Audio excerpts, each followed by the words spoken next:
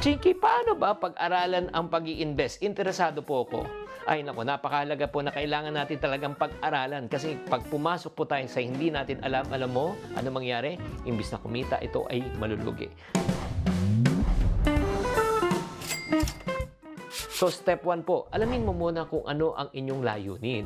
Like for example, ito ba ay pambili ng bahay o ito ba ay tinatawag natin extra income or ito ay pang retirement po natin. Next na kailangan po natin malaman kung gaano katagal nyo makukuha ang investment. Ito ba ay short term, medium term or long term. Ang short term po 1 taon hanggang 5 taon.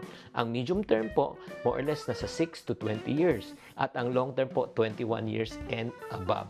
Pangatlo po, kailangan po natin malaman po kung ano ang ating risk preference. Ang ibig sabihin ng risk preference po, parang ano yan ano bang gusto mong pagkain? Chinese, Japanese, or Filipino? Ganun din po sa pag-i-invest. Kayo ba, gusto nyo ba conservative, moderate, or aggressive? Ang conservative po, mababang interest. Moderate na sa gitna, aggressive po, mataas.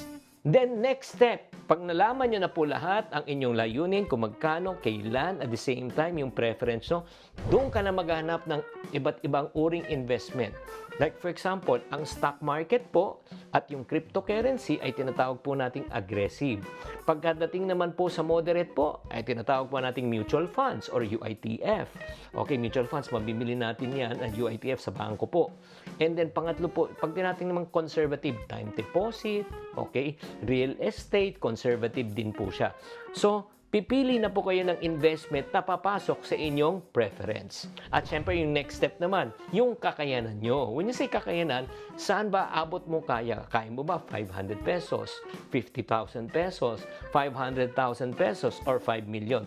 So, doon tayo pipili kung anong papasok po sa ating investment. Paalala lang po bago po tayo mag-invest talaga, wag po tayo mag-i-invest kung hindi nyo naintindihan.